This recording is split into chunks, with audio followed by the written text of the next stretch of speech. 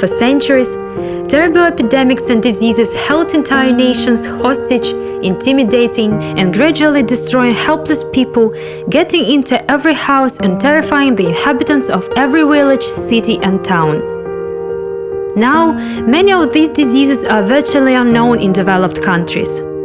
Yellow fever, diphtheria, smallpox, rabies, cholera, typhus and typhoid fever, poliomyelitis, measles. Each of these diseases killed and maimed more people than world wars. But few people know how the history of the victory of mankind over these terrible pestilences began.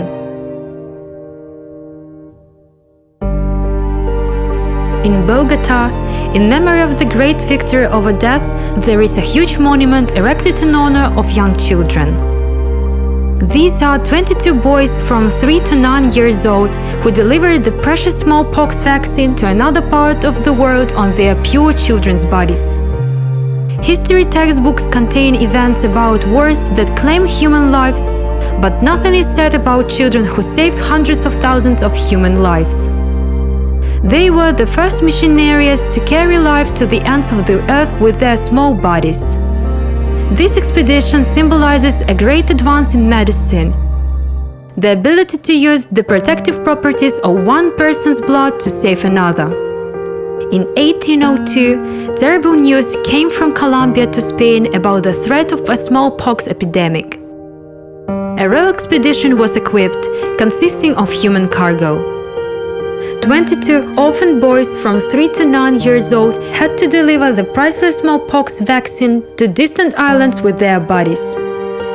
Before shipment, the doctor inoculated a weak form of the virus on 2 children.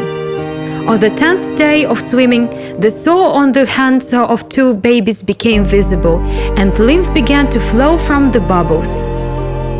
The doctor carefully scraped off the precious liquid and inoculated it into the 2 new boys. So every 10 days he inoculated smallpox to 2 new children in order to preserve the life-saving vaccine that was stored in the bodies and blood of the babies throughout the voyage. When the ship arrived in Venezuela, a live vaccine remained on the last boy's arm. His blood was the only hope for stopping the deadly epidemic.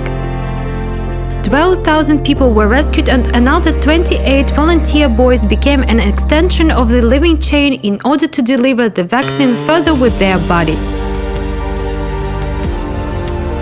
The expedition split up. The ship that sailed to Bogota was wrecked.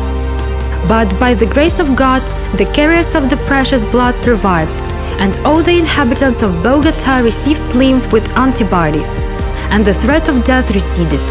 Then they sailed to Peru and Argentina. Another part of the expedition was to Mexico and the Philippines. The inhabitants of these islands survived thanks to the continuous human chain of sacrificial children who delivered them the vaccine in their bodies. Hundreds of thousands of people were saved thanks to those first 22 orphans. Today there is a monument in Bogota erected in honor of their sacrifice. It was the first dangerous expedition that crossed half of the world and demonstrated how the protective properties of one person's blood can save another. For 20 years, missionary doctors have reached every source of infection on the planet and stopped the spread of smallpox. It was the largest human life-saving campaign in the history of mankind, originating from an orphanage in a Spanish town. No one will forget the first children of orphans who became carriers of the victor's blood. Like these children, we must remain pure and holy children of God in order to save the world with the gospel of Christ from the epidemic of sin, curse and hell. Just as Christ said, "Be like children." For the mission of saving from smallpox, the most pure and innocent children were chosen because many adults were sick with venereal diseases and could not share pure blood with the world, but would only transmit diseases and infection. Like this example, only God's children washed with the pure and holy blood of Jesus can save the world with the gospel of Christ.